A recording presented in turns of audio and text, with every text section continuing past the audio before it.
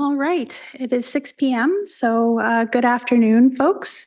On behalf of the Town of Caledon, we're very pleased to be joined today by Colin and Dave Ann from the Ministry of Municipal Affairs and Housing, who are here tonight to present a training session for candidates and third-party advertisers with regard to the 2026 regular municipal and school board elections. A quick note for attendees of the webinar. When you first join, you will not have access to your video or microphone, but I understand there will be an opportunity for questions later in the session, and at that time, you're very welcome to raise your hand, and we will give you those tools at that time. And with that, I will hand it over to Colin and David. Thank you so much for joining us tonight. All right. Hello, everyone. Thank you so much for joining. Just want to make sure everyone can see my lovely slide deck. Looking good. Beautiful. Beautiful indeed. All right. So as was stated before, my name is David Bardwedge. I'm here with my colleague, Colin Johnston, and we'd like to thank the Caledon for inviting us and for hosting this session. So without further ado, we will get into the presentation.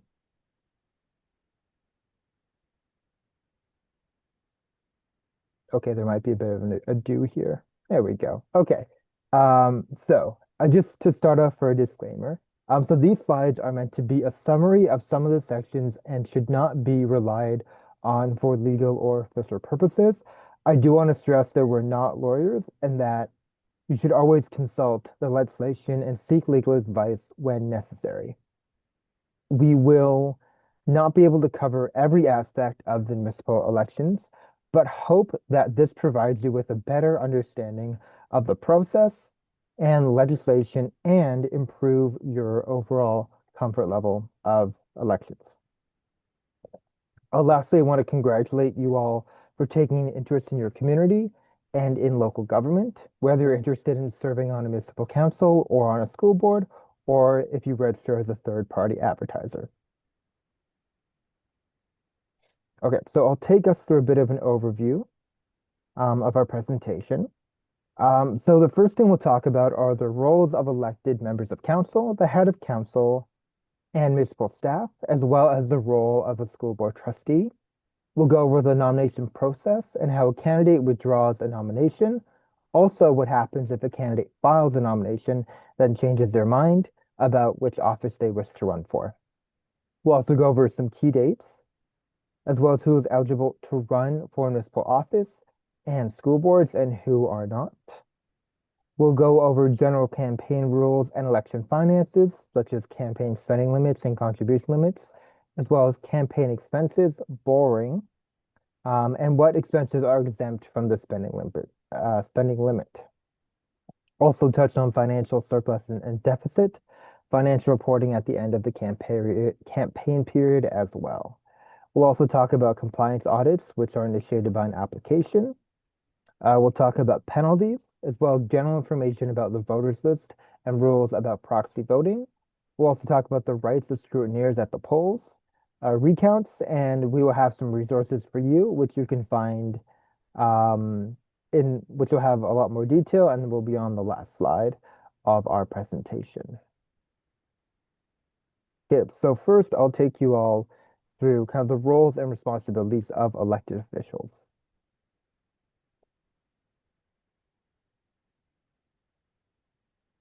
Okay.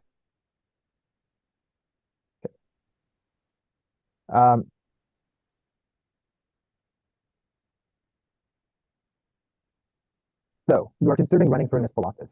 Local government is the level of government that is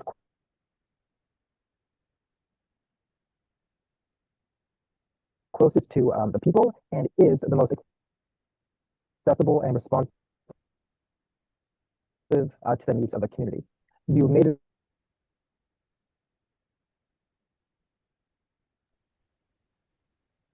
decision to throw your hat and thinking about it. I'm curious about how to go about the process.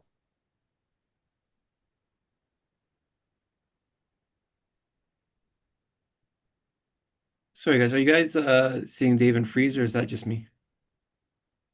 He's frozen for me as well, unfortunately.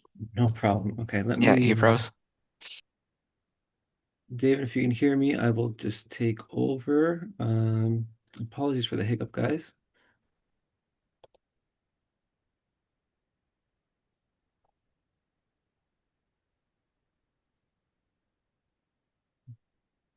Sorry, let me just get the presentation loaded up on my end, and then I will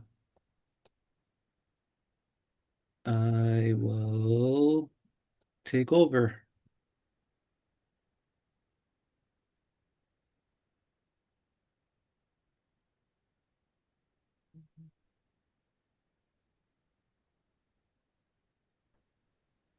Has David dropped up right off the call now? It looks like it. We have Okay. notoriously bad Wi-Fi in the office, so that may be the issue.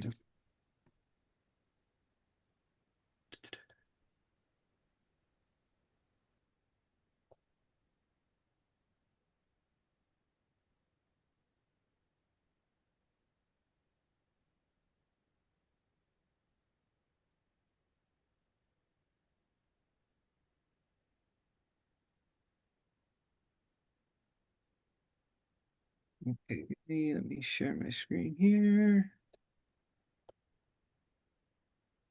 Can you guys let me know if you see that okay? I'm seeing some nods. Can see it. Thanks. All right. So this is a lesson as you run your municipal campaign. Be prepared for everything and have the presentation ready if you're presenting to a large group of people.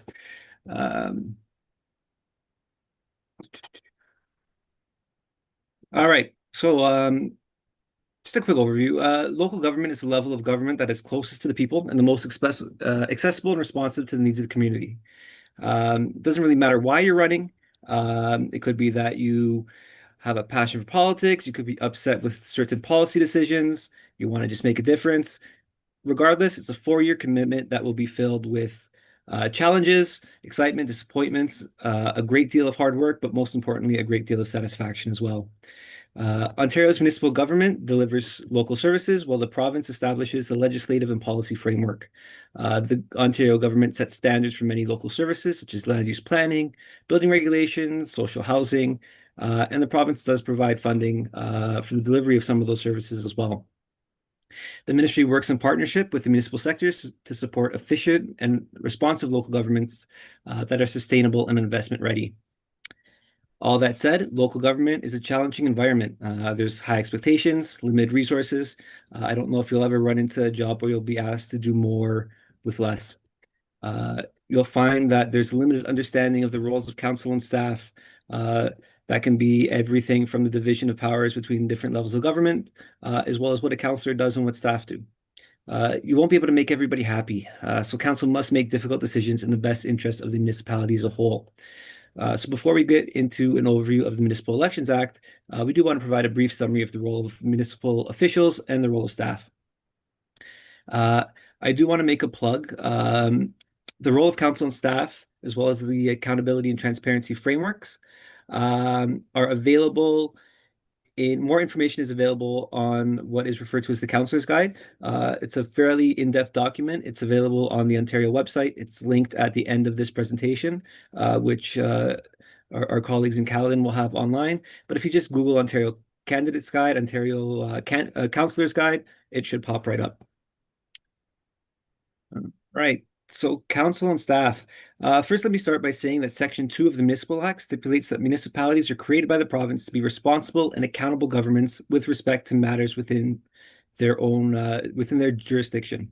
And each municipality is given powers and duties under the Municipal Act, as well as some other pieces of legislation for the purpose of providing good government. The Municipal Act is a legislative framework for municipalities which seeks to balance local autonomy and flexibility with accountability and transparency of municipal operations. The key to any organization, whether it's a government, business, industry, even your local pickup basketball team, is for everybody to understand the respective roles and the relationships. So in the next few slides, we'll go over the role of the mayor, the mayor's role as the chief executive officer, the role of council, the role of municipal staff, all of which are key to effective and efficient local government. So you see right here, Section 224 of the Municipal Act sets out the role of council as follows. So to represent the public and consider the well-being and interests of the municipality. We'll be stressing that a lot. You're really representing the municipality as a whole, not just your own ward or riding. The role of council is also to develop and evaluate the policies and programs of the municipality, determine which services the municipality provides and at what level those services are provided, ensure the administrative and controllership policies, practices, and procedures are in place to implement council decisions, ensuring the accountability and transparency of operations of the municipality, including senior management, maintaining the financial integrity of the municipality, and carrying out other duties of council under the Municipal Act or any other act. While the Municipal Act is the primary piece of legislation councils have to consider, there are other acts such as the Planning Act, the Municipal Elections Act, the Municipal Conflict of Interest Act, that have the roles to play as well. So it's good to be familiar with those as well. So the role of the head of council, again, Section 225 of the Municipal Act sets out the role of the head of council, and you can see that on the slide. But primarily, the role of the head of council is to be a leader, and the head of council is both the chair of meetings and the public face of the municipality. Although the legislation refers to the head of council as the chief executive officer of the municipality, this may be confusing if you come from a business background, because the head of council actually has very few powers that can be exercised independently of the rest of council. So except where specifically delegated in cases of emergency or in the context of procedural matters during a council meeting, the head of council generally has no greater power than any other individual member of council. It's important to note that generally council makes decisions, not any individual member of council. However, there are 216 municipalities that are subject to what we refer to as the strong mayor framework. Caledon is one of those 216, whose head of councils have been given authority to make certain decisions. And we'll get to those in the next few slides. So as I just mentioned, in some municipalities, the head of council has additional powers and duties. These additional strong mayor powers apply to the head of council in any designated municipality, regardless of whether they're called mayor or warden. Caledon has a mayor. These powers and duties apply only to the municipalities designated under Ontario Regulation 530/22. Some strong mayor powers are related to provincial priorities, which are also identified under regulation in the Municipal Act. And these relate to, you can see them on the screen there, building 1.5 million new residential units by December 31st, 2031, as well as constructing and maintaining infrastructure to support housing, including transit, roads, utilities, and servicing. So you'll see on the screen there, we'll outline some of the strong mayor powers and duties. There's 9 identified on the slide.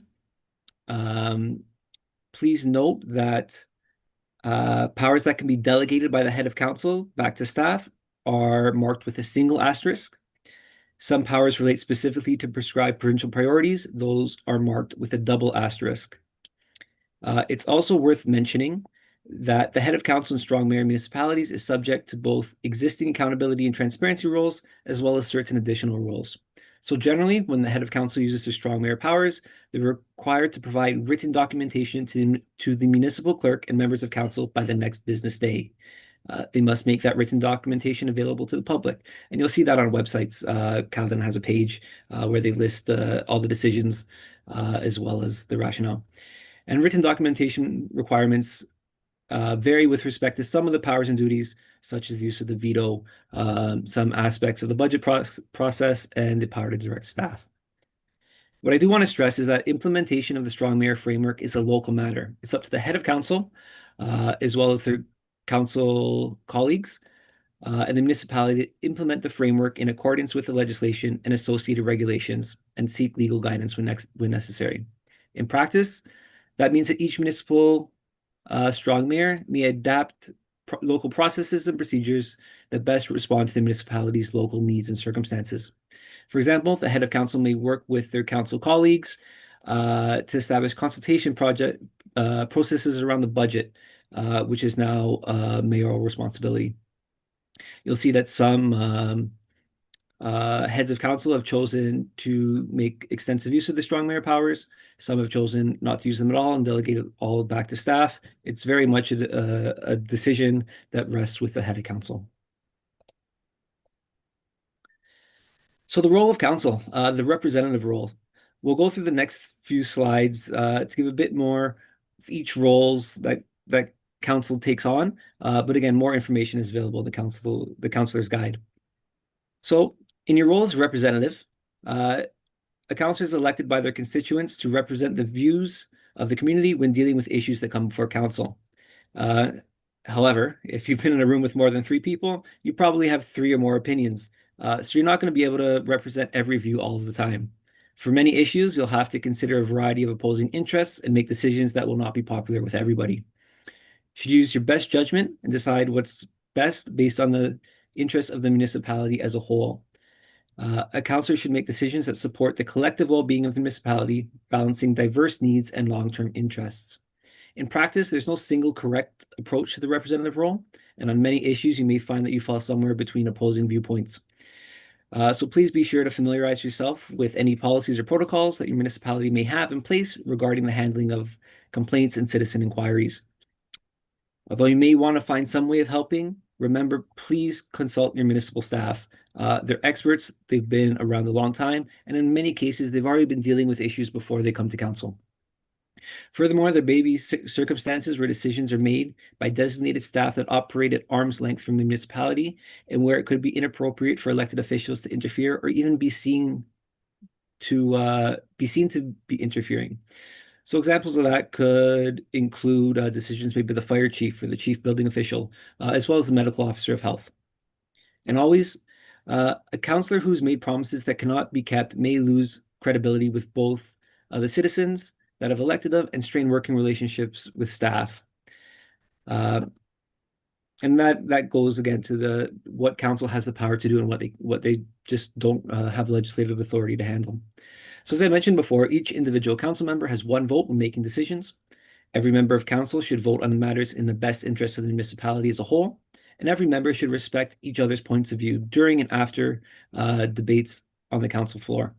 Once a decision is made by council, it is the decision of the municipality, and staff are required to carry out and implement that decision. All right, so on the screen here, you see a beautiful chart that kind of goes over the policy-making process.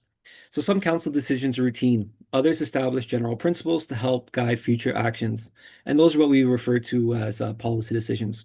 Some can be specific, such as a requirement for dogs to be kept on leash in parks or public areas, and others can be more general, such as an official plan, which guides zoning in a municipality. So what you see on the slide here is a general process, where council makes a policy decision, and this is by far the ideal situation. And the municipal councilor's guide, I've plugged it already, provides a lot more detail on the policymaking process, but here's a high-level overview.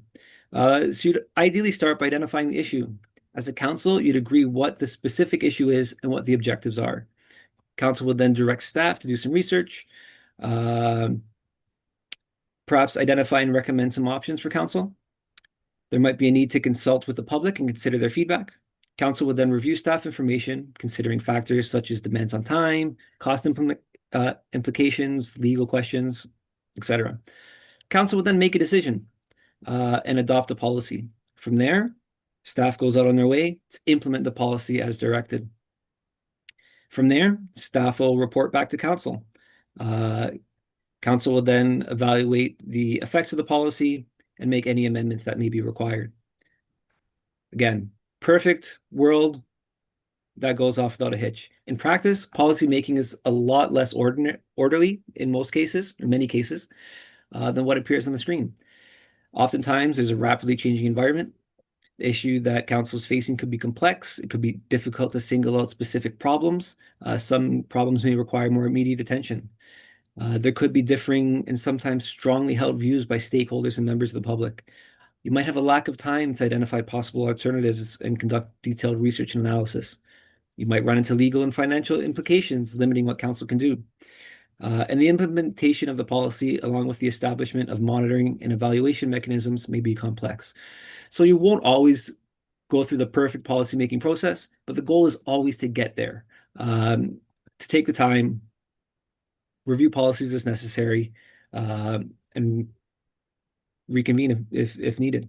So to recap, council is the primary policy-making body of the municipality, while administration staff, is responsible for carrying out council's policy decisions.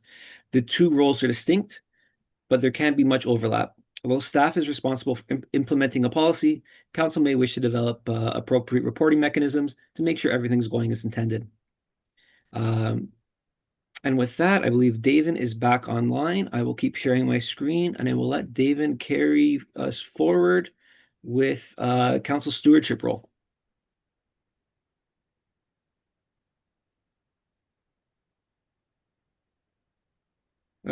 Maybe not. I'll do this one, and then we'll let David go on for the next one if his mic and everything is working and the tech problems have been resolved. Apologies. So the stewardship role. Council's objectives are to ensure that the municipality's financial and administrative resources are being used as efficiently as possible.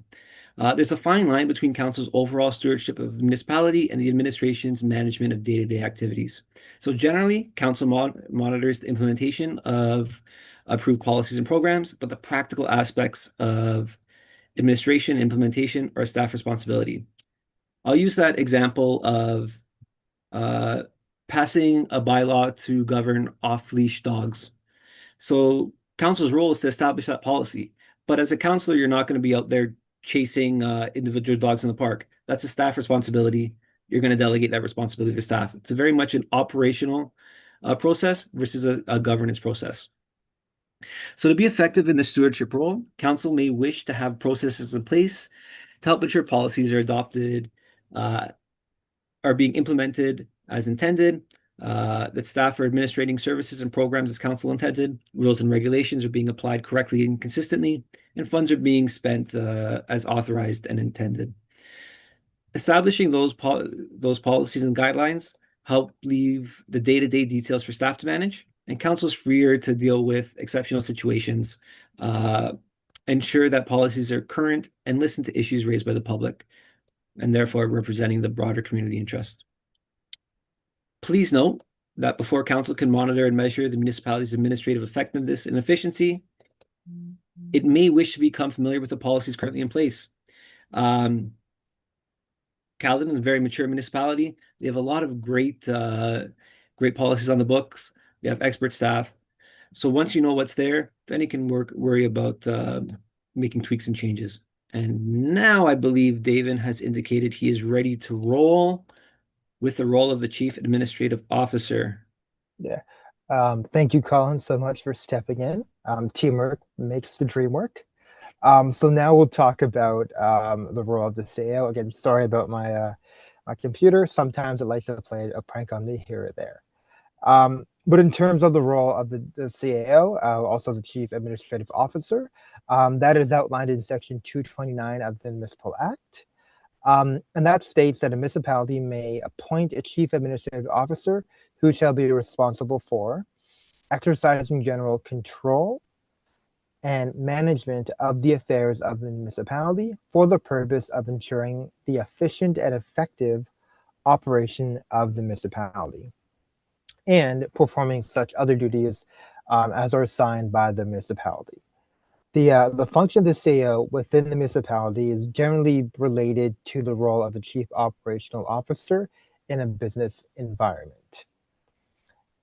The CAO is responsible for the general control and management to the day-to-day operations of the municipality, which may include developing and implementing appropriate internal administrative practices and procedures to ensure the efficient and effective and accountable operations of the municipality. To help understand the role of the CAO in the municipality, picture an hourglass. So you have council at one end, and you have all municipal staff and department heads at the other end. The CAO is the middle part, the smallest part where the sand in the hourglass flows through. So if council wants to give direction to a separate department or a specific department, the communication would then go through the CAO. Likewise, if the department wants to give information or reports to council, it would go through the CAO as well. So now we'll talk about the role of staff. So the role of staff is outlined in section 227 of the Municipal Act. And this would include implementing council decisions and establish administrative practices and procedures to carry out council decisions. We also want to undertake research and provide advice to council on policies and programs of the municipality. Additionally, to carry out duties required by legislation or other duties assigned by the municipality. And key and effective and efficient council is well-developed understanding of council staff relations and the role of each party. I also want to mention that some officers of the municipality do have statutory obligations.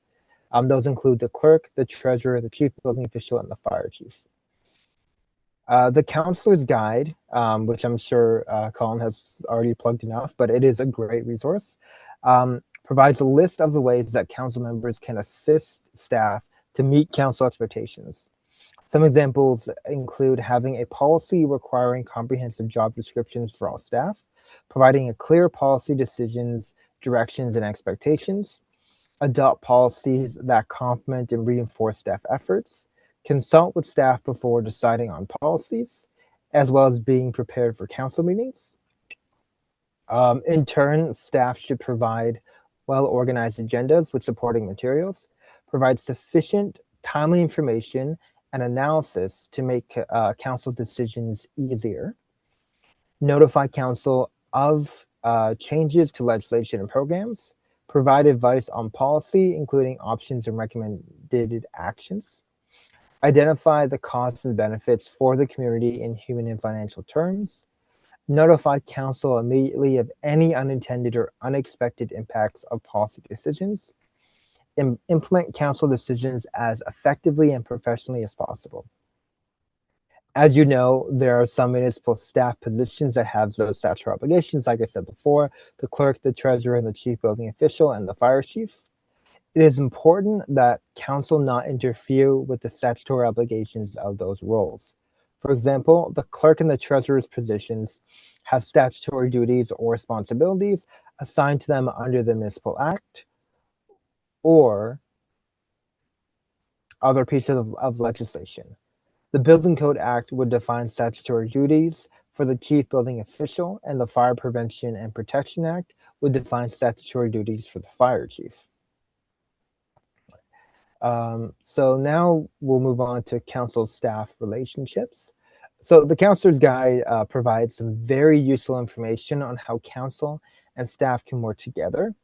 This slide provides you with a high-level overview of the relationship. Councils and their administration have different roles within the municipality, but the roles all have a common goal and purpose. In general, it is the role of the elected council to represent the community and set the direction and policy for the future for the municipality. And it is the role of staff to manage people and resources to achieve council's vision. Council generally sets the policy direction for the municipality, and staff provides research and expert advice to help council in its decision-making process.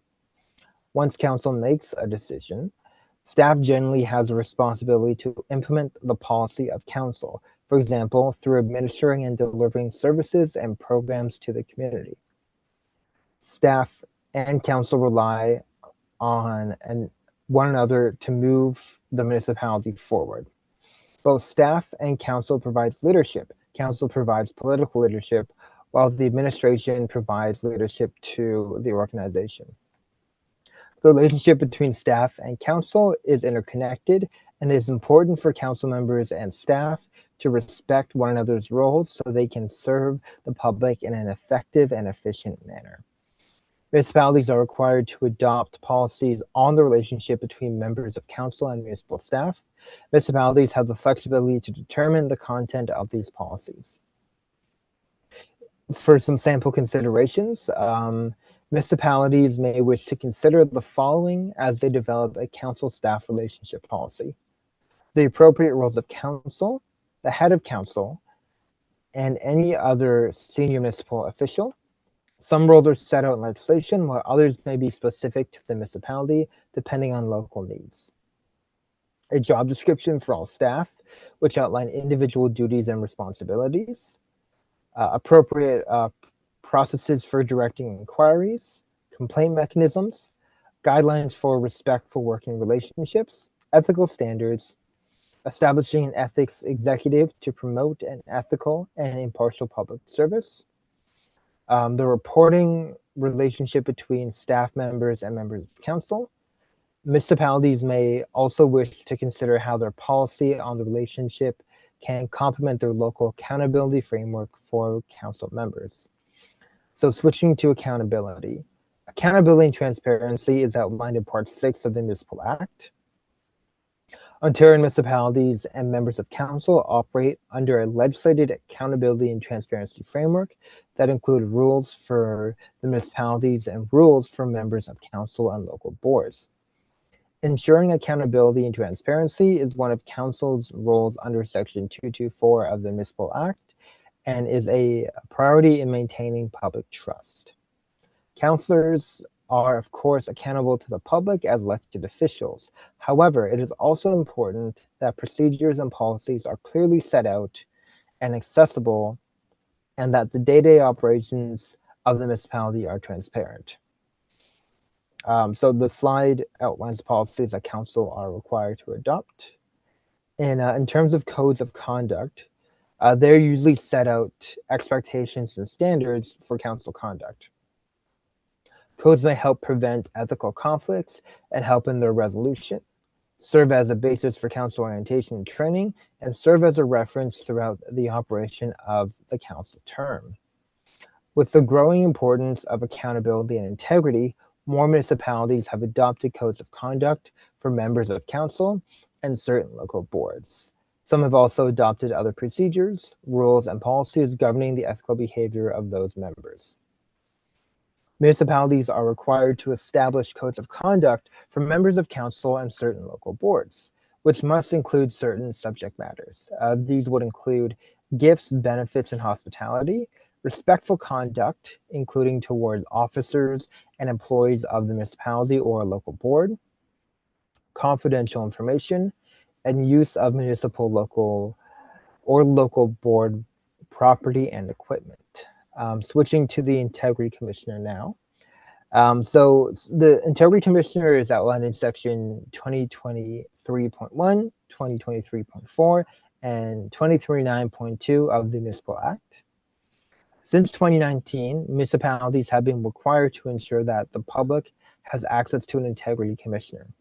The Integrity Commissioner's role is to perform in an independent manner the functions assigned by council with respect to the following: applying local codes of conduct for members of council and certain local boards, applying local procedures, rules, and policies governing ethical behavior of members, applying certain Municipal Conflict of Interest Act rules to members, a request for advice from members of council and certain local boards respecting their obligations under a local code of conduct applicable to the member, local procedures, rules, or policies governing ethical behaviors of the members, as well as certain sections of the MCIA, as well as providing educational information to the public, the municipality, and members of council and certain local boards about codes of conduct for members about the Municipal Conflict of Interest Act.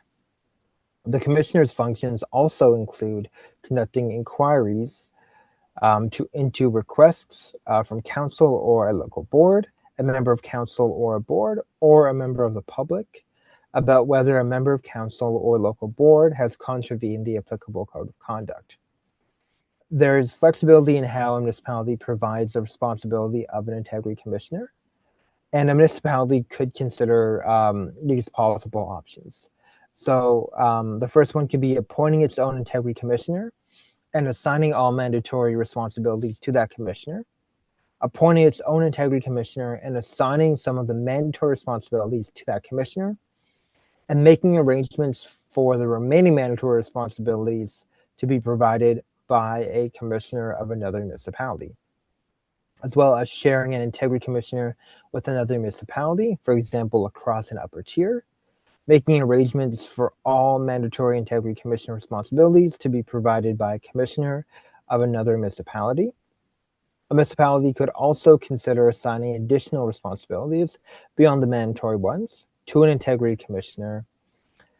When deciding on an arrangement for an integrity commissioner, a municipality may wish to consider a number of things, including the anticipated workload of the integrity commissioner in the municipality, as well as the workload in other municipalities if the commissioner is shared between them, a suitable budget for the anticipated workload of the integrity commissioner, such as payment that a municipality will provide to the integrity commissioner, how an integrity commissioner will remain independent from the municipality, where and how the public, council, and staff will communicate with the integrity commissioner, especially if the municipality is making arrangements with an integrity commissioner of a different municipality, how long the integrity commissioner is expected to work for that municipality, and what will happen if issues arise with current work arrangements.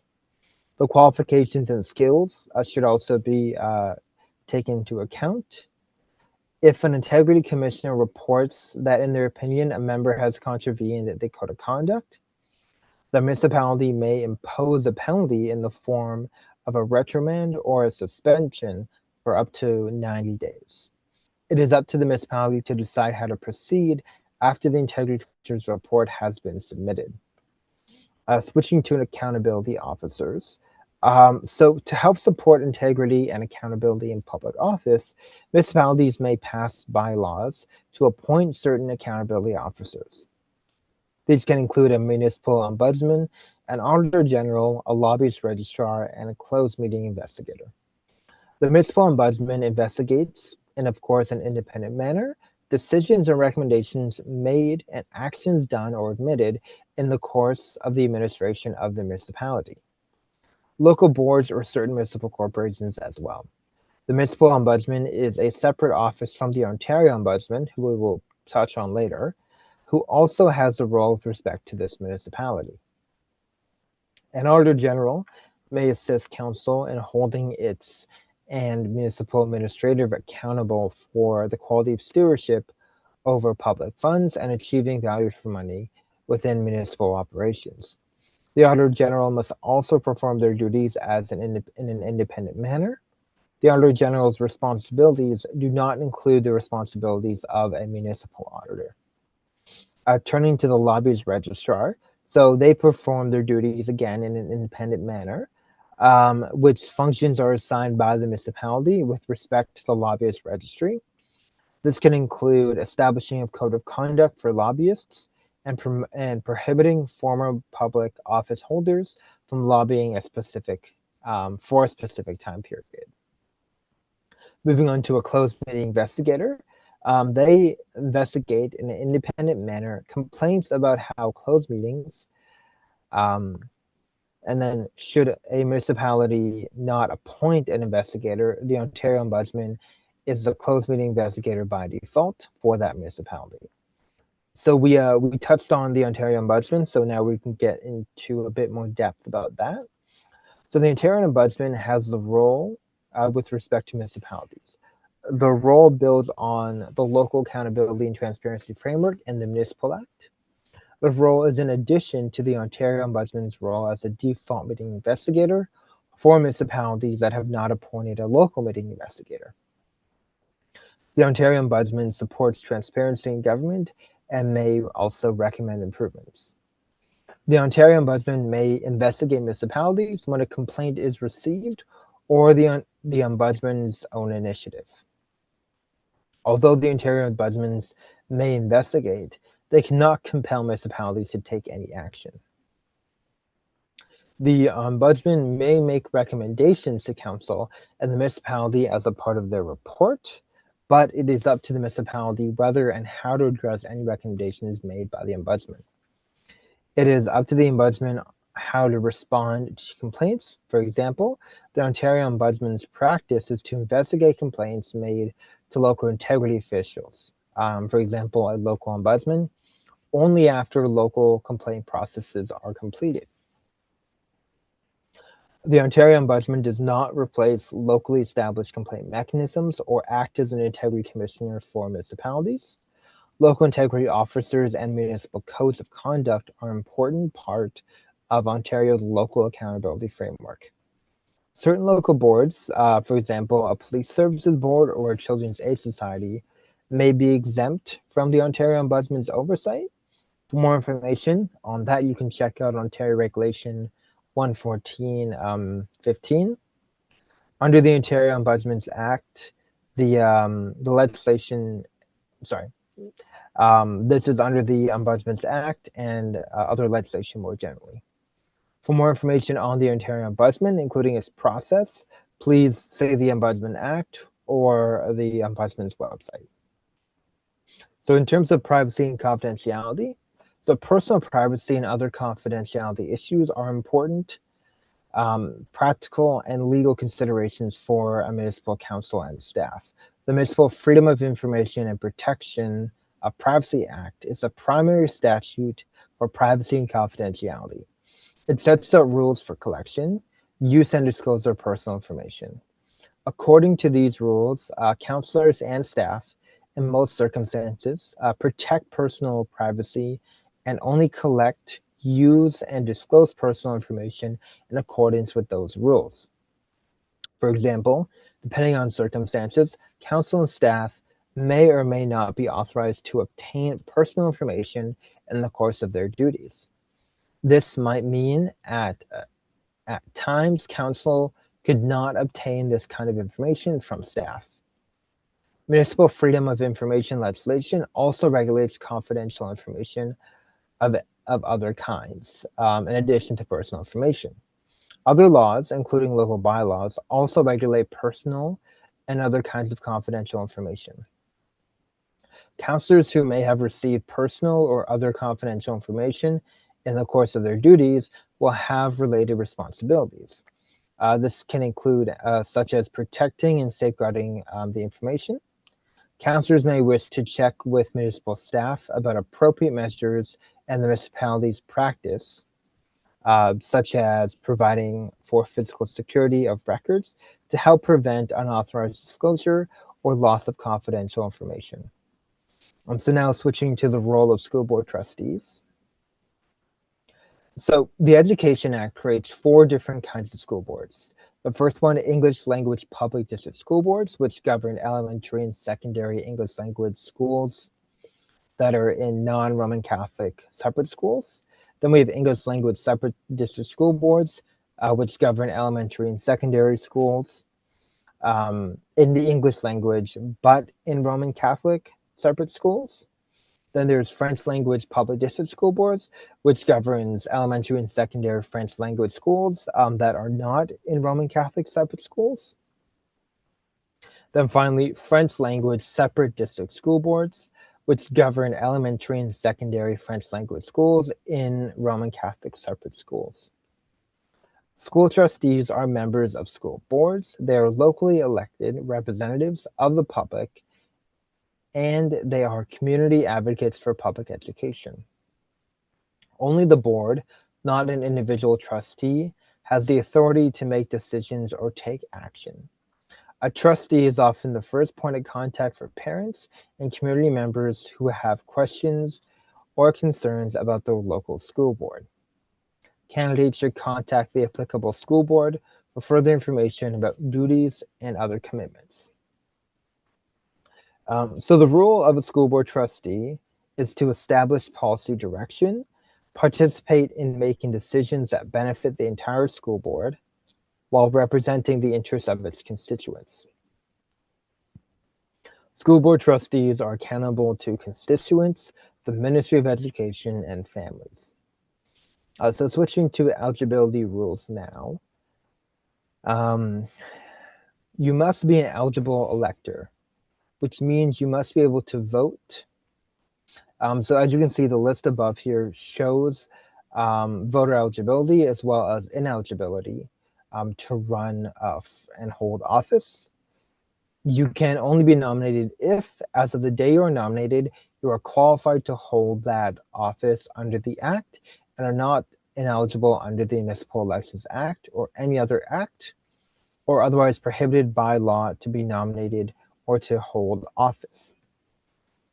Section 30 of the MEA states that a person shall not be considered an employee if they are a volunteer firefighter, as defined in the Fire Protection and Prevention Act of 1997. If a municipal employee wishes to run for office and that municipality's council, they must take a leave of absence before filing their nomination form. If elected, they shall be deemed to have resigned from employment immediately before making a declaration for office. An employee of a municipality who wants to run for a different office in a different municipality does not have to take a leave of absence or resign, but they should check with their employer to see if there are any potential policies that could affect them. So moving on to school board trustees and their eligibility. So questions about school board eligibility should be directed to the school board secretary. If you are an employee of any school board and you wish to run for a trustee position on any school board in the province, you must take an unpaid leave of absence before you file your nomination form. If elected, you must resign from your job. You cannot work for a school board and be a trustee in Ontario at the same time. The following people are disqualified from being elected as a school trustee. So you cannot be a clerk, a deputy clerk, a treasurer, or a deputy treasurer of the municipality within the jurisdiction of the board. Any person who is not eligible to vote in the municipality. An employee of a school board unless they take an unpaid leave of absence and resign if elected. Additionally, a judge of any court, a member of the Legislative Assembly of Ontario, the Senate, or a member of the House of Commons, as well as an inmate in a correctional institution. In terms of the nomination process, so the first day to file your nomination was May 1st, 2026.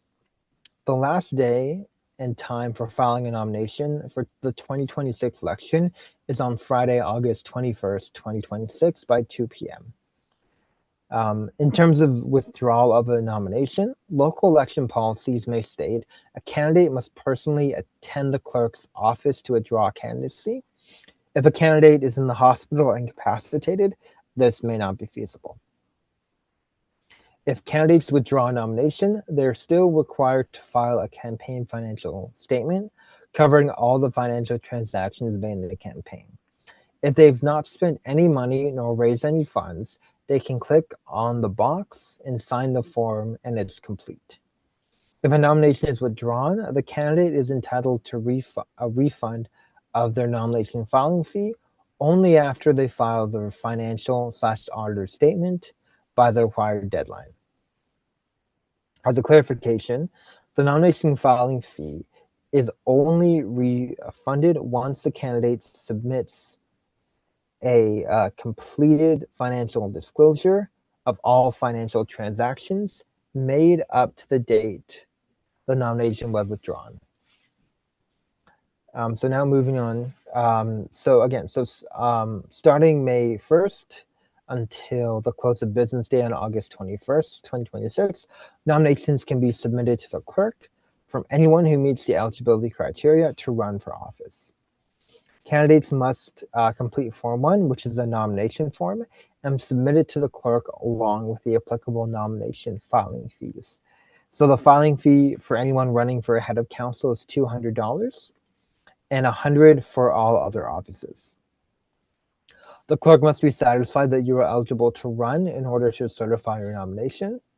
The clerk is also allowed to ask you to show more identification or fill out additional forms to prove that you are eligible to run for that particular office.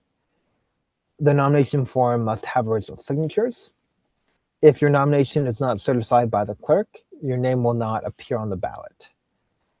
If you are part of a municipality with a ward system, as long as you are eligible to vote in the municipality, you may run in any ward.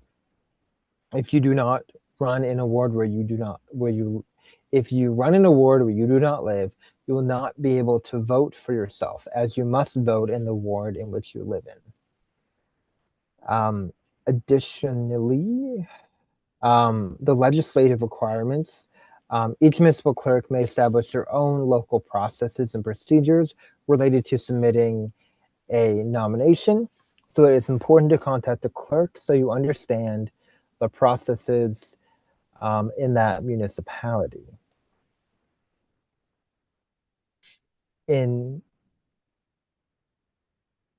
Yes.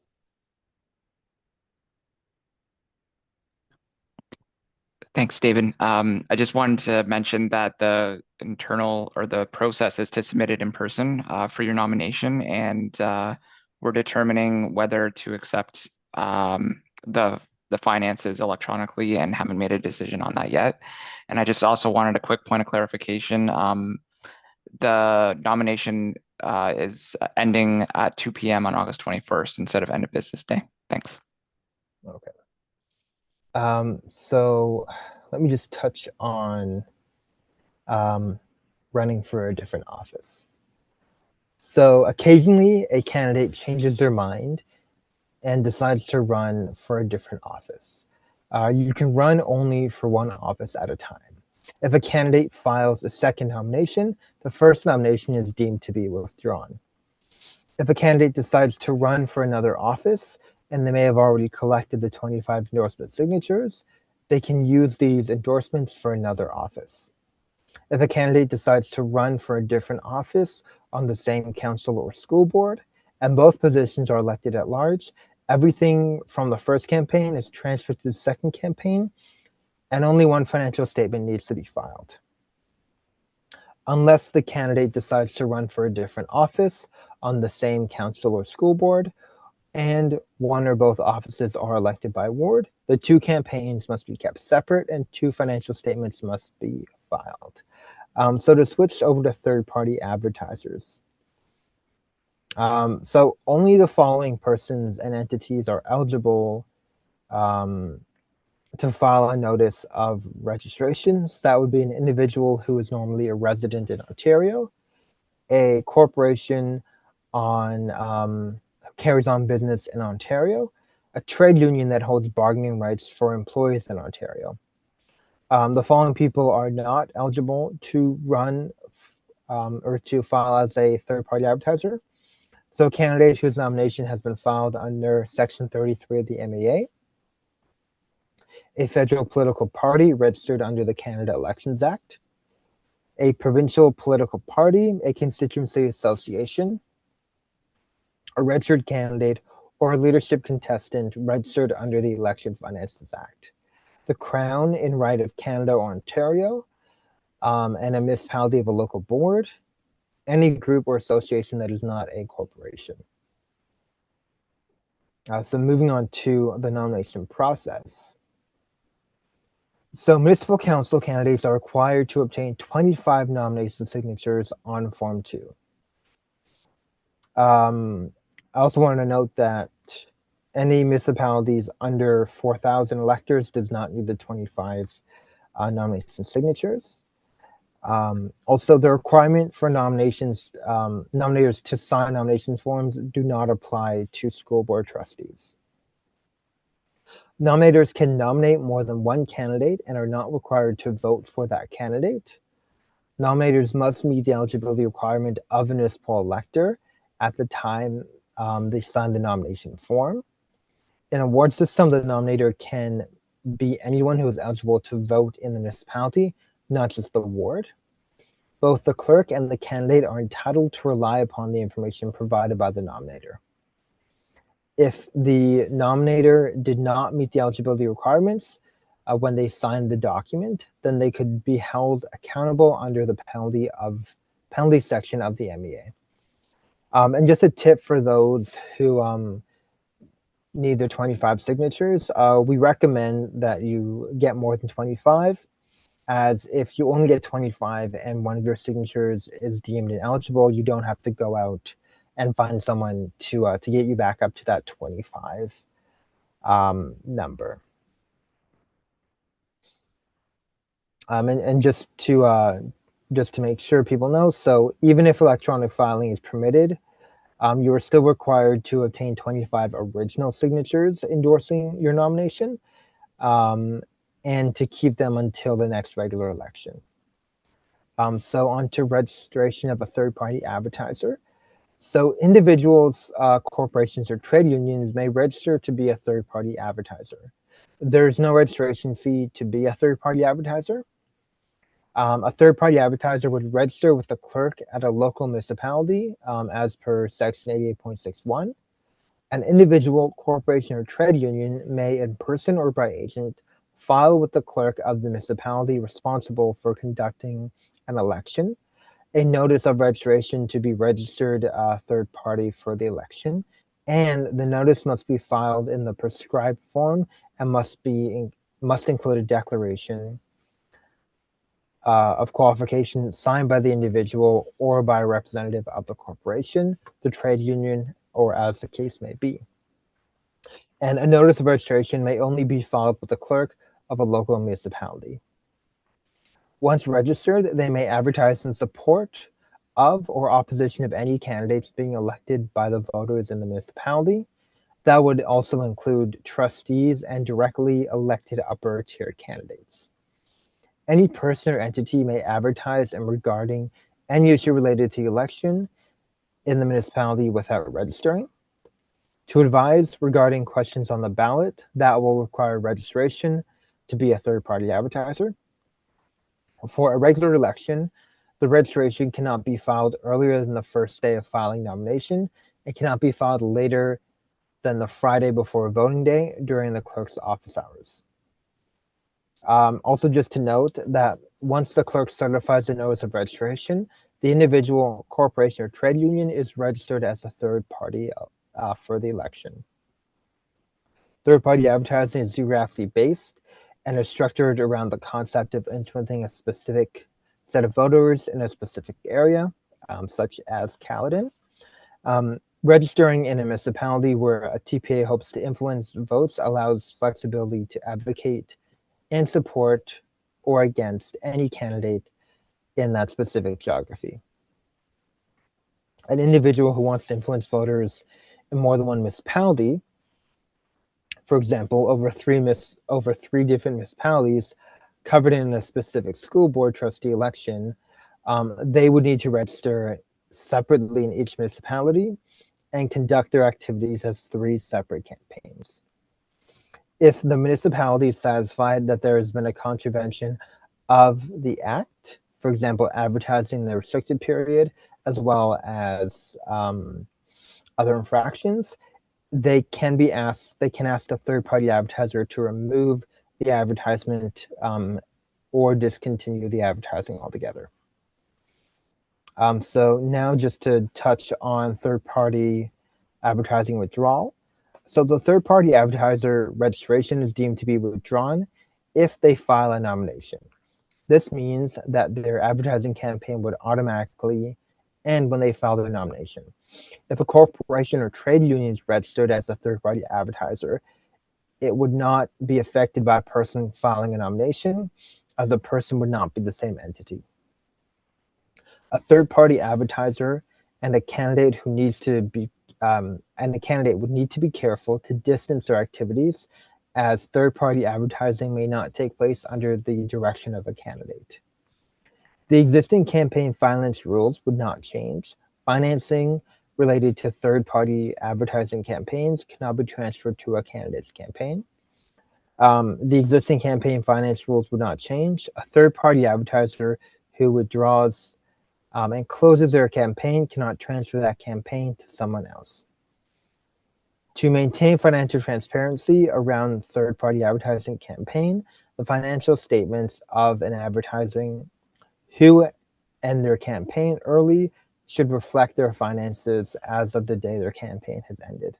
The registration period for third-party advertisers runs until the Friday before voting day, which would be October 23rd, or the last day the clerk's office is open before voting day in a by-election. Thank you for bearing with me. I'll hand it over to Colin to take us home. All right, so campaign finances, always exciting. Before I jump in, I do want to mention that I know we've mentioned the candidates guide and the counselor's guide. Again, if you just throw them into Google, they're available on the Ontario website. They're also at the end of this presentation, which will be up on Caledon's website. Also, we've mentioned the number of forms you will need. Form 1, Form 2 relate to submitting your nomination. Form 4 or Form 8 will be their requirements for your financial statements. Downloading those forms can be a bit tricky because the province requires the latest version of Adobe Reader to open them.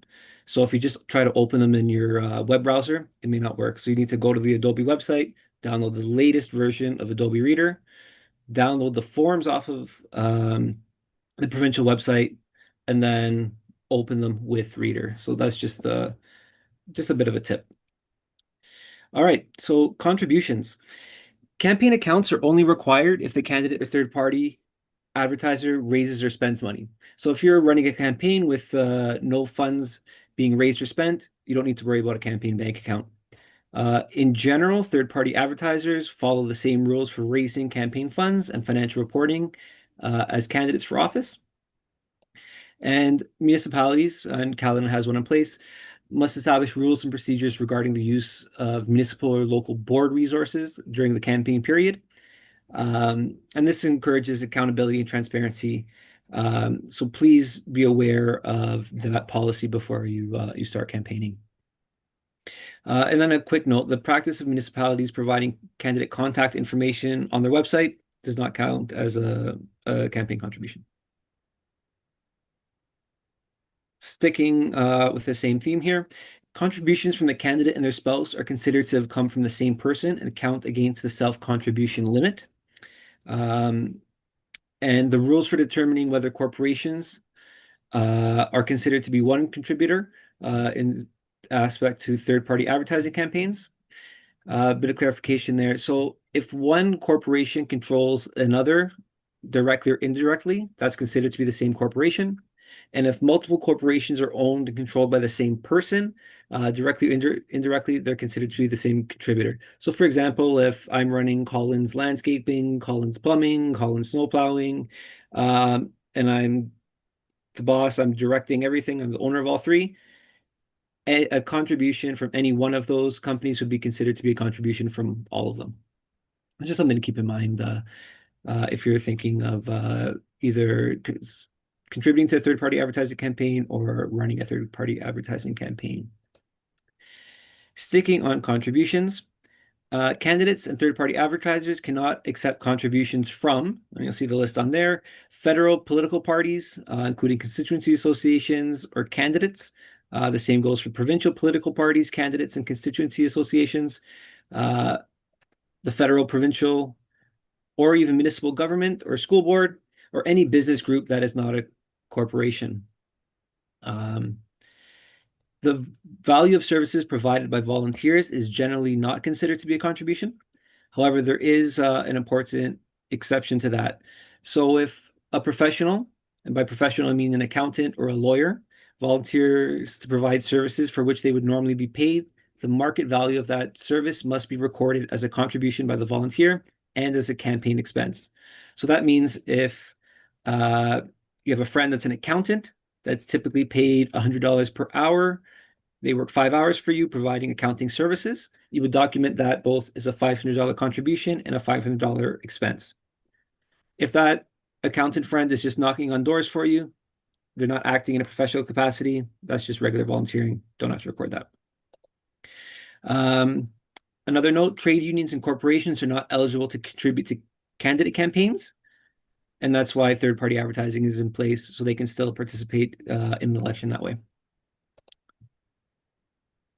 Continuing on with contributions, campaign contributions are money, goods, or services given by a candidate to for his or her election campaign. Cash contributions may be accepted up to a $25 limit. Any contribution above that must be made by check, money order, or a method that clearly shows where the funds came from. Fundraising functions are events or activities held on or behalf of a candidate for the primary purpose of raising money for a candidate's campaign. So, for example, the price of admission to a fundraising event is a campaign contribution, and a receipt must be issued for the full amount. Receipts must be issued for every contribution and should contain the name and address of the contributor, as well as the amount contributed and the date. So contribution limits. The limit on contributions to any one candidate or third-party advertiser is $1,200 with an aggregate limit of $5,000. So that $5,000 limit is if you're donating to multiple candidates in a municipality. So you can donate up to $1,200 for any individual candidate with a total for the whole municipality of $5,000. Candidates are required to, as well as third-party advertisers, are required to inform contributors of the contribution limits. So it's a good practice to include those limits on receipts you provide after the contribution. Self-funding limits. So self-funding limits for municipal council candidates is based on the number of electors voting for that office up to a maximum of $25,000 per candidate. When you submit your nomination forms, the clerks will provide you with that total. But you can see on the screen here how it is determined, the formula for that. So it'll be $7,500 plus 20 cents per elector for a head of council and $5,000 plus 20 cents per elector for all other council offices. The maximum is $25,000. So whatever works out to be the lesser total of $25,000 or what the formula is. And again, your clerks will have that for you. Borrowing. The candidate can open their campaign account with their own funds. That's fine. But a candidate cannot loan funds to his or her campaign to kickstart it with the intention of giving it all back. So the only way a candidate can reclaim a startup amount is if there are leftover funds after the campaign period is over and prior to filing the financial statement. At that point, a candidate has the opportunity to reclaim funds from the surplus. A loan is not considered to be campaign income, and paying it back is not a campaign expense. But if you or your spouse guarantees the loan and the campaign does not repay all of it back, the remaining balance is considered to be a contribution. So if that is the case, you have to keep in mind your self-funding contribution limit. You cannot accept loans from family members or any corporate accounts that you may have access to. So that means the loan must come from a bank or otherwise recognized financial institution in Ontario and must be directed into the campaign account. Any interest from the any interest that the campaign pays on a loan is considered to be a campaign expense. Sticking with campaign expenses, Section 88.19 of the Municipal Elections Act outlines what constitutes an expense. Some examples can be the replacement value of goods retained by the person, individual, or corporation from any previous election in the municipality and used in the current one. So that could be campaign signs, office supplies, that sort of thing. The value of contributions of goods and services, audit and accounting fees, interest on loans as identified under Section 88.17, the cost of holding fundraising functions, the cost of holding parties and making other expressions of appreciation after voting closes. For a candidate, expenses related to a recount under Section 83 of the Municipal Elections Act, expenses related to compliance audit, expenses related, expenses incurred by a candidate with a disability, if those expenses wouldn't already be incurred if it was not for the campaign. So, for example, traveling to a specific campaign event, that may be a campaign expense. And then for greater certainty, the cost of holding fundraising functions does not include costs related to events or activities that are organized for such purposes as promoting public awareness, in which fundraising is incidental, as well as promotional appearance in which soliciting of contributions is incidental. So what that means is, if I am sending out flyers and the primary purpose is to raise awareness for my campaign, and there's just a link to a website to make a donation, that would not be considered a fundraising expense because that's not the primary purpose of that material. Sticking with the theme here, candidates and third-party advertisers should familiarize themselves with the campaign expense provisions and know what constitutes an expense under the spending limit. And those can be found in the candidate's guide. Campaign expenses are costs incurred by the candidate or a person under the candidate's direction. Could include a campaign manager. Same with third-party advertisers. The nomination fee is a personal expense and not a campaign expense. Therefore, should not be recorded on your financial statements. Goods and services donated to the campaign are also expenses and must be reported, and a receipt must be provided for fair market value. Again, only nominated persons or third-party advertisers can incur expenses during the campaign period, or persons acting on under their direction during those periods. All expenses must be paid from the campaign bank account, and a receipt must be retained to show what the expense was for. One thing to note, if you're using a personal credit card to pay for purchases, that's fine. But make sure you are paying it off from your campaign account, so the relevant portion of your credit card statement, and you have to keep a clear record showing both the expense on the card and that it was reimbursed from the campaign account. All expenses must be reported on the relevant financial disclosure form to be filed with the clerk by the candidate. With respect to campaign inventory, if you ran in the last election and you want to use leftover goods such as signs or office supplies, you have to determine the current market value of those goods and record them as an expense in the current campaign. Additionally, if you end up with leftover inventory at the end of the campaign, it becomes your personal property. But if you want to store them to use in another election, any costs for storage are not considered to be campaign expenses.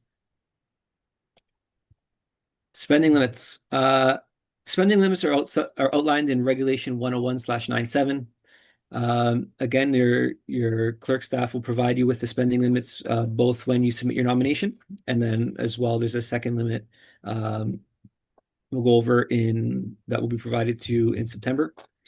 So the spending limit for head of council is $7,500 plus 85 cents per elector. All other offices, $5,000 plus 85 cents per elector. There is a separate limit on spending for parties or expressions of interest after voting day, and that is 10% of the spending limit. I need to stress the clerk's calculation of the spending limit is final. There's no negotiation, there's no back and forth. The clerk will determine the limit, and that's what it is. So I mentioned there will be two calculations of the candidate spending limit that the clerk will provide. So the first is a preliminary estimate that you'll get at the time of your nomination. And that is based on the voters list as it existed on September 20th of 2022, so the last election. The final spending limit is based on the voters list as it exists on September 20th, 2026, this year, and will be provided to candidates and third-party advertisers on or before September 30th, 2026. If there is a discrepancy between those spending limits, whichever number is higher is the spending limit for the campaign, and the clerk's calculation is final. Candidates will be required to inform the contributors of the contribution limits, as we mentioned before. So that's both the limit for an individual's campaign, as well as the aggregate limit on contributions to any one council or local board. As David mentioned, if a third-party advertiser is registered in more than one municipality, each registration is a separate campaign with its own spending limits. Again, campaign finance rules are generally the same for third-party advertisers as they are for candidates. And that includes financial filing requirements, as well as the rules around extensions and record keeping. So we mentioned before, some expenses are not subject to the spending limit. So they still have to be recorded as expenses for your campaign, but they don't count towards your campaign spending limit. So most expenses are subject to the limit. The ones on the slide are not. Expenses related to fundraising functions are exempt from the campaign limit. But again, in order to qualify as a fundraising function, it must be for an event where raising of money is the primary purpose. Campaign events at which incidental fundraising takes place do not qualify as fundraising functions. Excuse me. And similarly, a brochure promoting awareness of a candidate that contains contact information does not qualify as a fundraising function. Third-party advertising spending limits, again, based on a formula provided twice. And they also are, they will also be based on the number of electors. And again, they have that 10% limit for parties or expressions of appreciation after voting day, the same as candidates do. Okay, campaign finance rules. Campaign finance rules can be found in the sections noted on this slide from the Municipal Elections Act. And so this in the next few slides will walk you through the campaign finance rules. As a candidate or third-party advertiser, it is important that you be fully aware of the responsibilities regarding election spending and accepting campaign contributions. So please, please, please familiarize yourself with the relevant sections of the Municipal Elections Act, as well as the financial statements you'll be required to file. If you know what information you have, if you're comfortable with what information you have to put on those financial statements, it'll make it easier for your record keeping as you go. So this will help guide you in organizing the records and how they have to be reported. You're required under the Municipal Elections Act to keep accurate records and open a campaign bank account if you are spending any money or accepting any contributions. So again, even if you're only accepting $5 in contributions, you need a bank account. The money has to go into the bank account and out for expenses. If you are not spending or raising any money, then you don't need an account. It's the only exception. Record keeping. Again, as I mentioned, and I'll be repeating myself ad nauseum, but it's just because it's important. Candidates and third-party advertisers are required to keep complete and accurate financial statements during the course of their campaigns. So all contributions and expenses are to be accounted for and disclosed by the candidate on the relevant prescribed financial form. All candidates and third-party advertisers are required to keep all campaign financial records until after the council in the 2030 election has been sworn into office. So you need to keep your campaign records until basically the end of November in 2030. And those rules apply whether or not you are elected. Additionally, the clerk will be keeping campaign finance records until after the 2030 council has been sworn in. So this is just some tips and tricks on record keeping. Store your receipts in a secure place. They're valuable documents. Receipts must be signed by the candidate or his or her designate. It's good practice to have a receipt that is a multi-part form, one for the contributor, one or more for the candidate's records. Those are like the old carbon copy forms where you write on the top and it shows through on the bottom pieces. One would be for the contributor, the rest would be for you. It'll make your record keeping easier. Receipts should be numbered in order.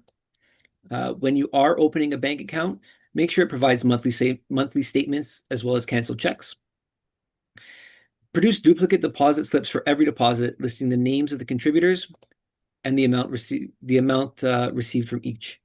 Ensure a good record is kept of all contributions. Sometimes you'll run into a situation where a contributor makes multiple donations and the total of the donations exceeds the $100 limit, in which they will be required to be identified in the financial statement. So any contributor that donates more than $100 to the campaign, they have to be listed on your financial statements.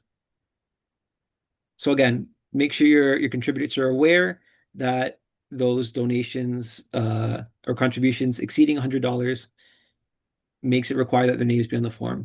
Just good practice if someone's name is going to be in a public document, that they're made aware in advance.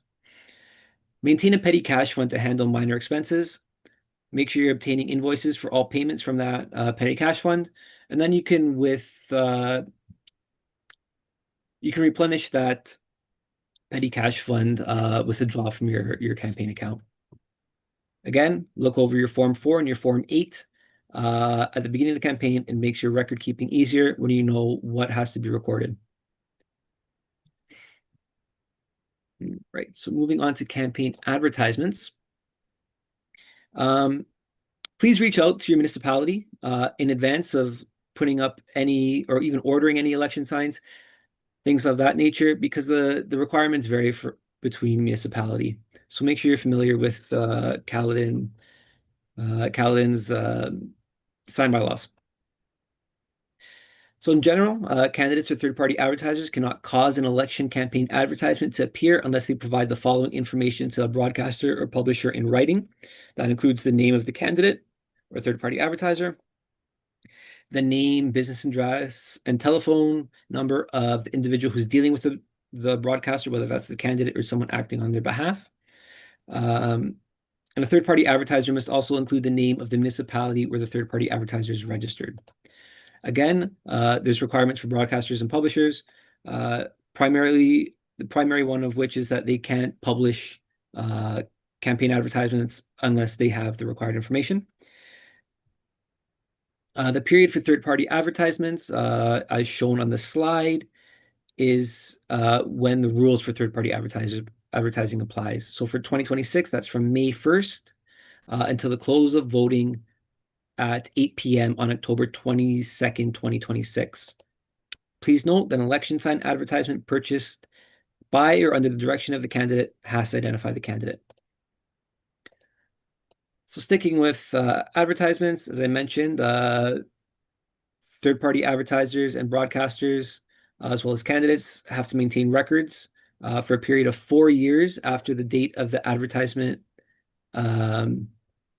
takes place. Sorry, this is the broadcaster or publisher of a third-party or candidate advertisement. And they have to make allowances for the public to inspect the records during normal business hours under following the request. And you can just see what information has to be there. The financial statement. So Section 88.25 of the Municipal Election Act states all candidates are required to file a Form 4, that's a financial statement, with the clerk, regardless of how much or how little money they have fundraised.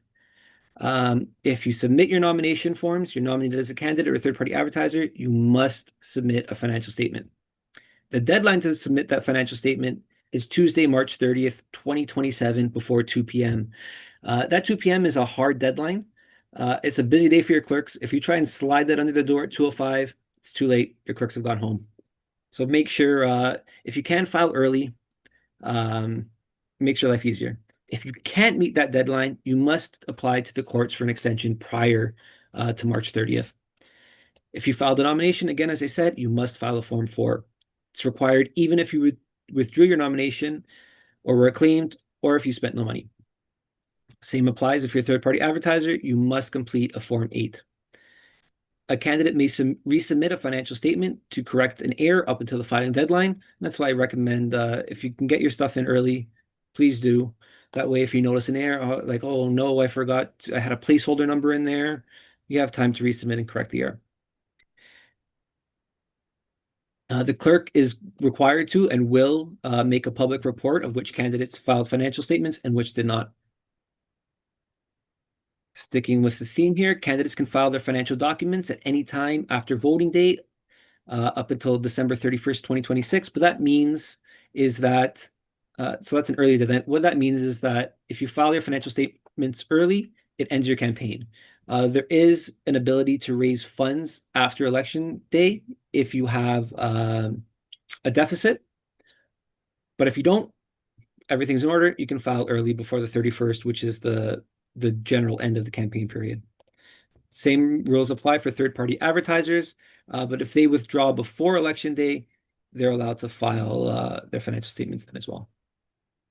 As I mentioned before, clerks are required to report which candidates have met their financial filing obligations and publish that report on the municipal website. And that will be done by April 30th in the case of a regular election, which this is. The clerk must also, as soon as possible, after April 30th, 2027, make a list of all registered third-party advertisers and indicate which whether each filed the relevant financial statements and auditors' reports. And clerks, as I mentioned before, can determine if or how electronic filing of financial statements will happen. It's still early days, but reach out to your clerk's office once you start working on those forms. They'll walk you through how to submit them. So again, sticking with financial statements here, the appointment of an auditor by a candidate is mandatory if their expenses or contributions exceed $10,000. It's not too hard to hit that $10,000 limit. So if you think you're going to hit $10,000, think about securing an auditor in advance. It's a very busy time for them. After a municipal election, there's a lot of demand. So you don't want to be left struggling to find one right before a deadline. That auditor must be licensed under the Public Accounting Act of 2004. And again, Your financial statements are public documents, so they will appear online. We mentioned earlier that the nomination fee is only refundable if the financial statement is filed on time. Candidates or third-party advertisers who miss the filing deadline may file within a 30-day grace period, provided a $500 late filing fee is paid to the municipality. And so that 30-day grace period ends on April 29th, 2027. There's a bit of a, it's not exactly 30 days because Good Friday falls in there. So it just moves a bit, but the date you have to remember is April 29th for the end of the grace period. Note that if you file within that 30-day grace period, you have to pay both a $500 late filing fee and you're not eligible for a refund of your nomination filing fee. There is an exception if you're granted a court-approved extension, and then in that case, you can get your nomination fee back. And again, as I mentioned, a candidate or third-party advertiser can resubmit a financial statement to correct errors up until the filing deadline. So financials, a campaign surplus. Let's say at the end of the day, the end of your campaign period, you have excess money, you have a surplus. When filing the financial statement, a candidate or third-party advertiser with a surplus must pay the entire amount to the clerk. That doesn't mean the clerk gets to keep your money. It becomes property of the municipality. But prior to paying over that surplus, a candidate or third-party advertiser is entitled to a refund of any contributions they or their spouse made to the campaign. But you can't refund anybody else's contributions, just your own. So, for example, if a candidate has a $1,000 surplus at the end of the campaign and made a contribution to themselves of $500, you would repay yourself $500, and the remaining $500 would be paid to the municipality. The clerk will place that money in trust for use by the candidate if they need it for a compliance audit. Same with third-party advertisers. If neither the candidate or third-party advertiser requires the funds for a compliance audit, it becomes the property of the municipality or the school board.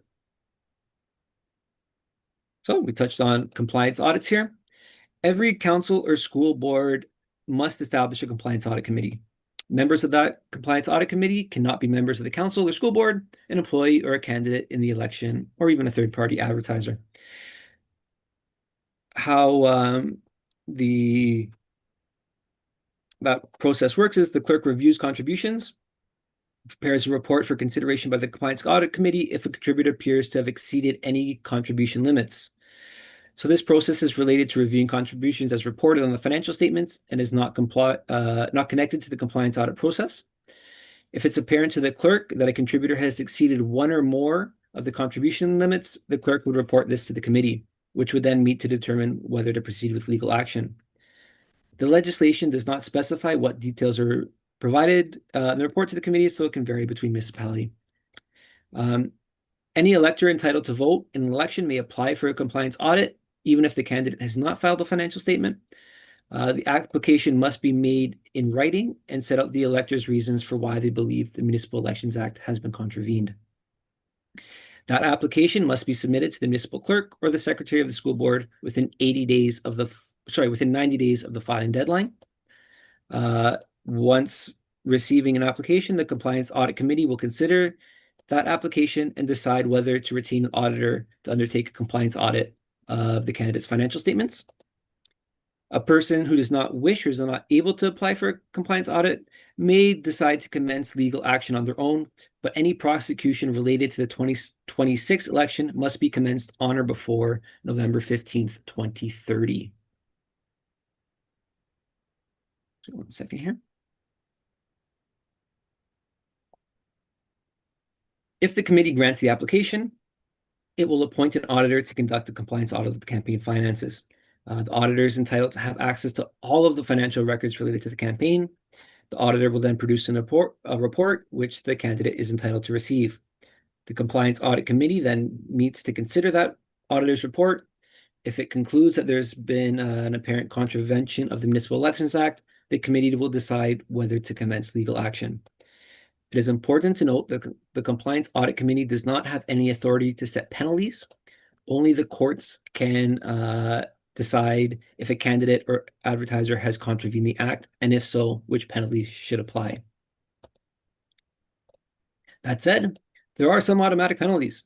So there are 3 contraventions of the Municipal Act where penalties apply automatically. If you fail to file your financial statements by the end of the 30-day grace period, or fail to apply to the courts before March 30th, 2027 for an extension of the filing deadline. Additionally, if your financial statement shows that you exceeded your spending limit, or if you fail to turn over your surplus to the clerk when you file your financial statements. The penalty for these is that you forfeit your office, assuming you won your election, and you become ineligible to run or be appointed to fill a vacancy until after the 2030 election. So very serious penalties there. Additionally, if you're convicted of an offense, you may be subject to the following: a fine of up to $25,000, ineligibility to vote or run in the next general election, up to 6 months in prison, forfeiture of your elected office, if the judge finds that you committed the offense knowingly. And I indicated previously that if you are convicted of exceeding the spending limit, not only do you lose your seat, you may also be fined the amount by which you exceeded that spending limit. So again, please pay close attention to your various contribution and spending limits. They're quite important. So we'll touch now on the voters list and proxy voting. New to this election cycle is Elections Ontario. So Elections Ontario is a nonpartisan office of the Legislative Assembly of Ontario, responsible for administering provincial elections, and it's led by the Chief Electoral Officer. Elections Ontario is governed by the Elections Act as well as the Elections Finance Act. That said, and important to note, Elections Ontario does not administer local municipal elections, but they do play a role in providing up-to-date voters list information to local partners, specifically your clerk's office. The voters list for each municipal election is prepared using data from the Permanent Register of Electors, and that is maintained by Elections Ontario. And Elections Ontario works with local partners to provide them with the most up-to-date voters list in support of elections. Voters across the province can update their information in the register for local or provincial elections by visiting registertovoteon.ca. And there you can confirm or add information to the register. I've done it myself. It's a very simple 5-minute process. So consider doing it. Consider mentioning it when you're conducting your campaign. So the voters list becomes a public document on September 1st, 2026, not before. As a candidate, you can request that the municipal clerk give you the part of the voters list that relates to the office you're running for, and that request must be in writing, sorry. So if you're running for mayor, you'd get the voters list. You could get the voters list for the entire municipality. If you're running in a ward election, you would request that section of the list. In order to receive the voters list from the municipal clerk, you must give the clerk a written acknowledgement of the following: that you will only use the list for electoral purposes and not for commercial purposes, that you are bound by the restrictions set out in the Municipal Elections Act related to the handling of the voters list, and you will only share the list with others, such as campaign workers, after obtaining a similar written acknowledgement from them. So just as the clerk has restrictions before they give the list to a candidate has restrictions before they share the list to volunteers or workers on their campaign. So as a candidate, you're the only person who may share the voters list. If you've given someone a copy, they are not allowed to share it further. You must keep track of who you've shared the voters list with. If you give someone a physical copy of the list, they must return that copy to you. If you share an electronic copy, the person you shared it to must destroy the copy and provide you with a written acknowledgement that the copy has been destroyed. You cannot keep copies of the voters list after your campaign has ended. So on or before the day your campaign ends, you must destroy your copies of the list, have any print copies that you shared returned to you and destroyed as well, and ensure you've received written acknowledgements from anyone who received an electronic of the copy of the list, and that the copy of the list, and the copy of the voters list has been destroyed as well. What has to be on those written acknowledgements? You can kind of see, you'll see on the screen there. So the written acknowledgement must confirm that the voters list will only be used for electoral purposes, not commercial purposes. Copies will not be further shared. Physical copies will be returned, and electronic copies will be destroyed at the appropriate time, and that written confirmation will be provided. The written acknowledgement should set out dates by which people must return those physical copies or destroy electronic copies. And you must keep records of the written acknowledgements that you received until November 15th, 2030, when the next council or school board has been sworn in. Again, same goes for written confirmations that electronic copies have been destroyed.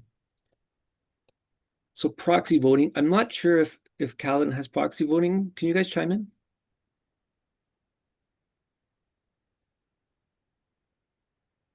All right, I'll just sorry. No problem. With regards to proxy voting, we are doing proxy voting, yes.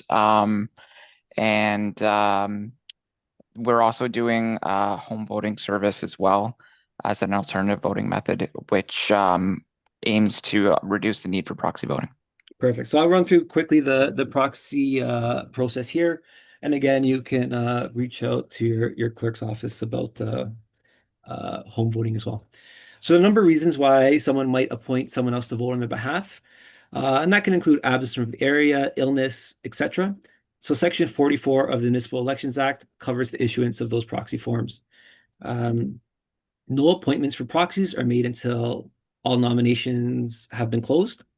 The clerk may designate a time and place for presentation of proxy votings, application and appointment forms for the clerk's certification. So again, reach out to the clerk's office before you show up.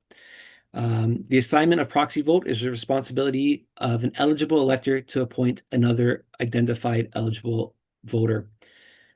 An eligible proxy may exercise only one proxy vote unless that proxy is acting on the behalf of a spouse, sibling, parent, child, grandparent, or grandchild. So what that means is you can act on essentially the behalf of immediate family members, but you can't act as a proxy for multiple members of the general public. Proxy forms must be filled out completely before being signed, and they have to have original signatures.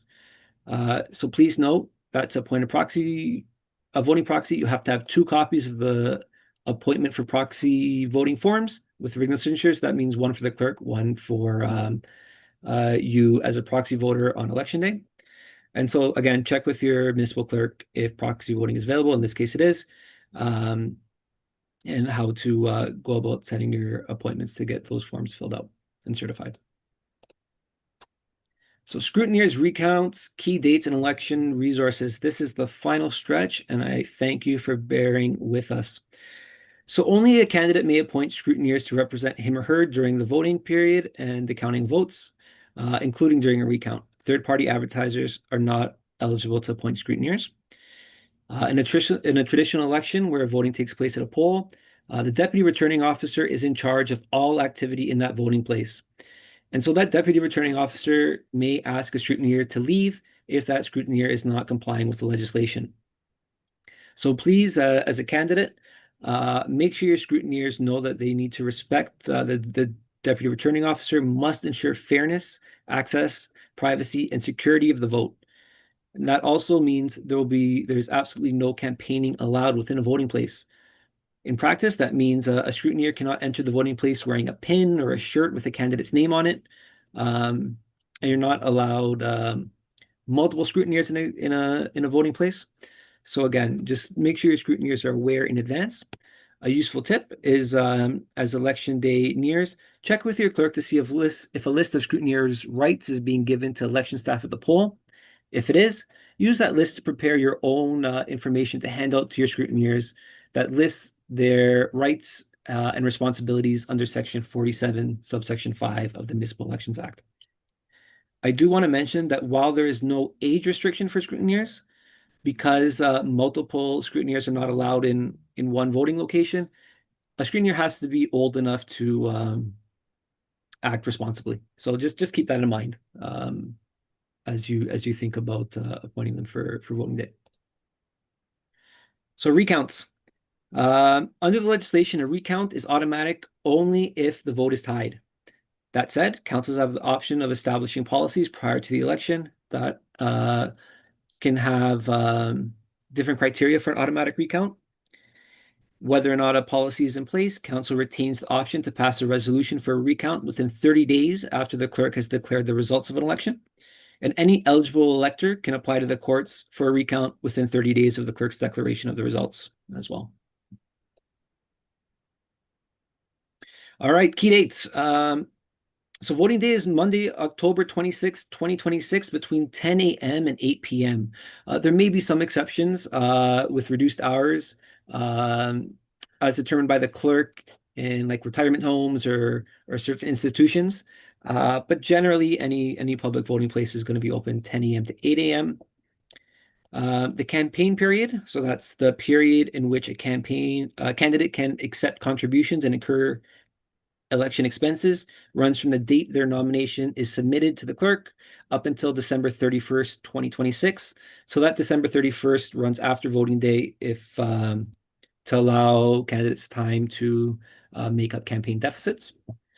The campaign period for third-party advertisers, so when they can incur expenses or accept contributions, begins again from the date the registration is certified until December 31st, 2026. The deadline for filing your campaign financial statement in the clerk's office is Tuesday, March 30th, again, no later than 2 p.m. And I've said it before, I'll say it again, all candidates and third-party advertisers must file that statement regardless of how much they spend or have received in contributions, including if you have spent and received no money.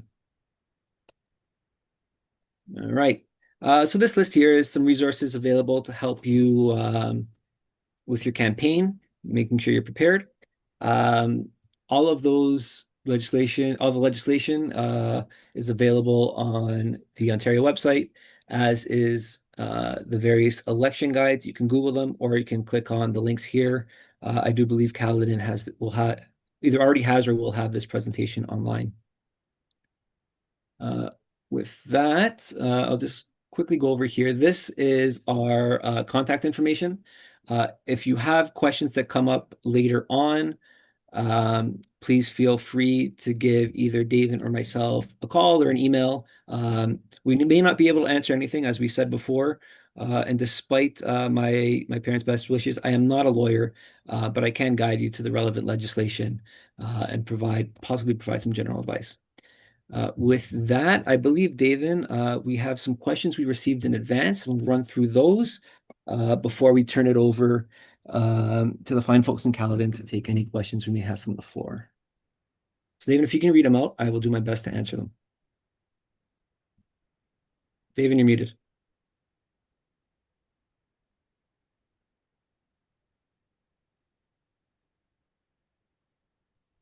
Sorry, of course I am. Thank you for that, Colin. Let me just bring those up quickly.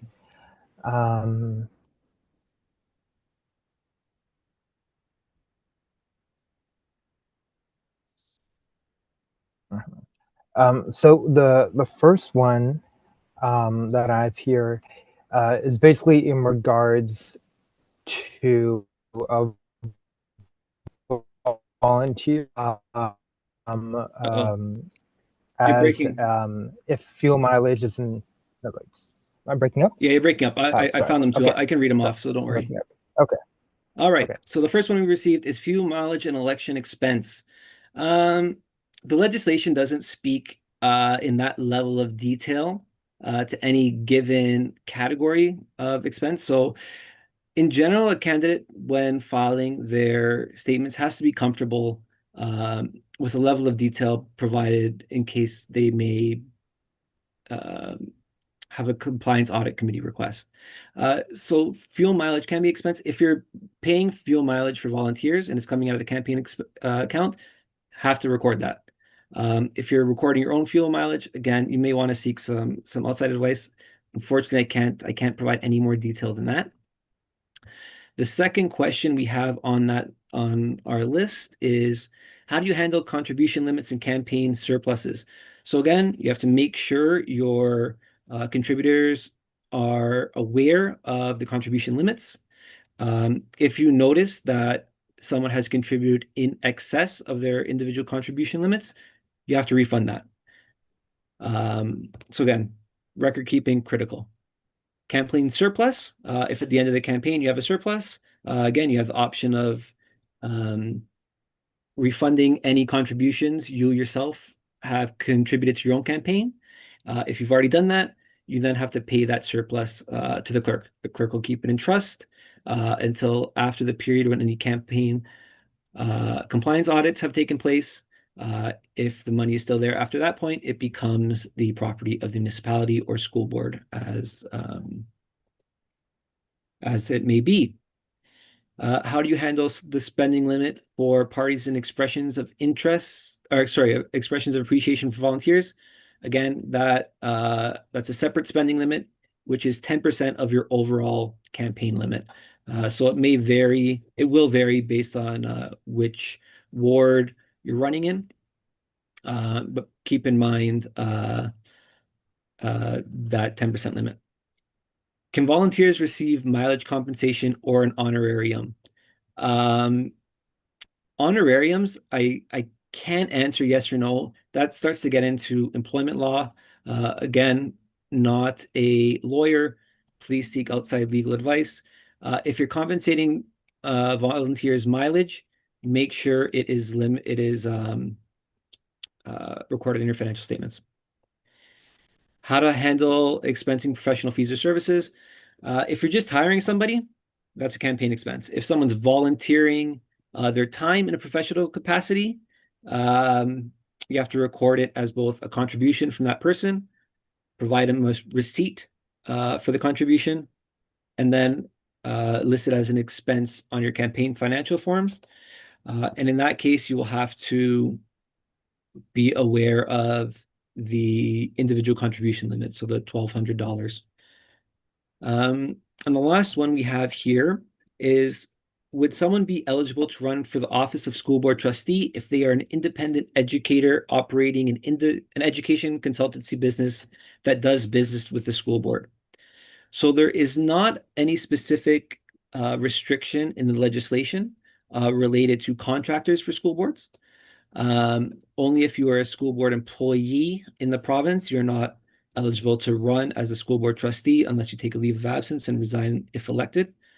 That said, if you have a consultancy business and you are elected, as a school board trustee, you're still required to comply with the Municipal Conflict of Interest Act and the various restrictions in there. So you'd have to be very familiar with those and probably seek guidance on which matters you can and cannot vote on. So that would be a very technical legal question. Again, you're going to need outside legal advice there. And that is everything we have pre-submitted. I will throw it back to our friends in Caledon to see if we have anything else that has been received or if we have any questions from the floor.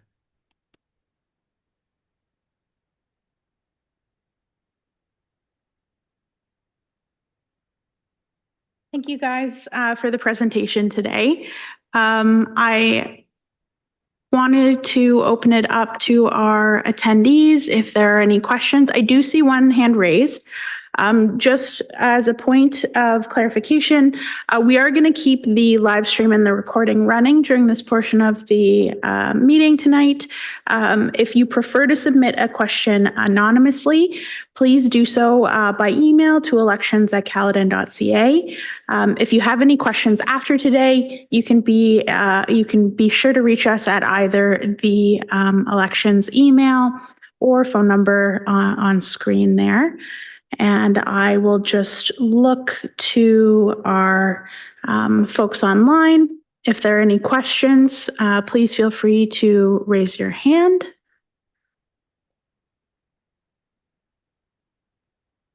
And if not, maybe we can just give folks a minute if they'd like to submit a question anonymously to the elections email inbox.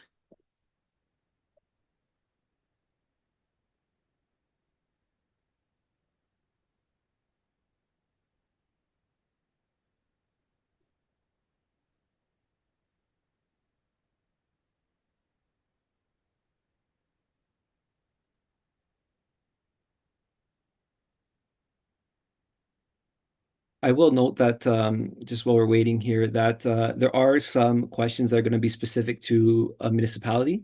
So for example, we mentioned earlier, individual processes around submitting your nomination, things such as election signs.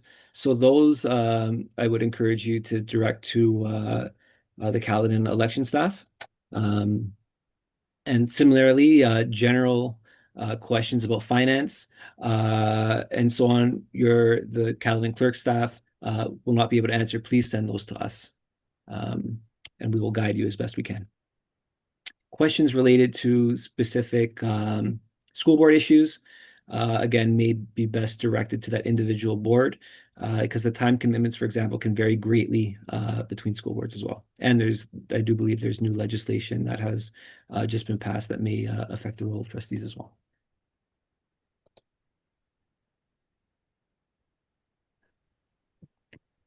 Thanks, Colin. I just wanted to add as well that when a candidate comes forward with their nomination and they file, we do a run through of what we have as a candidates package. And we do touch on the specifics of the use of municipal resources, policies that apply from the municipalities and boards. We also talk to the sign bylaw. We also outline specific other Town of Caledon procedures, or we have the clerk's procedures for our vote counting equipment and our home voting service. And we do a quick run through of that, as well as the recount policy that we've passed, and just Caledon specific municipal election procedures is run through when you get upon filing nomination. And if you have any questions in advance, happy to be available to answer them for Caledon specific inquiries. Thanks.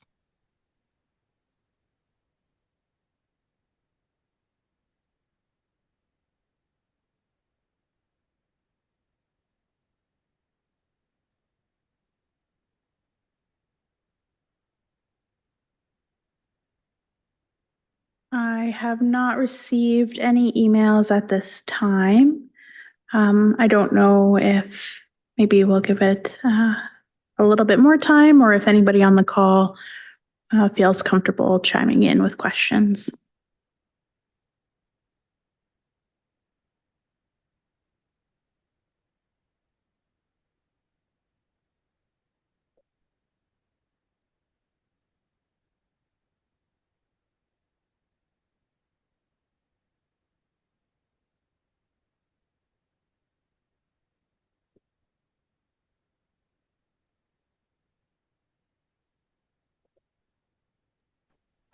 That means it was a great presentation, Colin.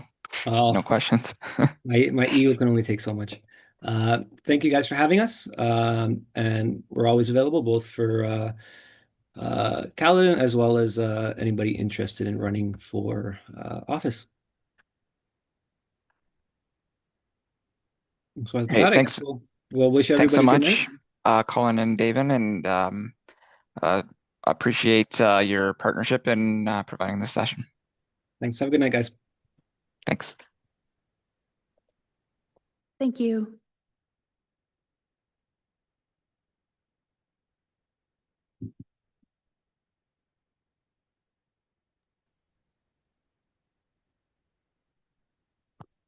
Thank you, Sarah. Thank you, Matthew.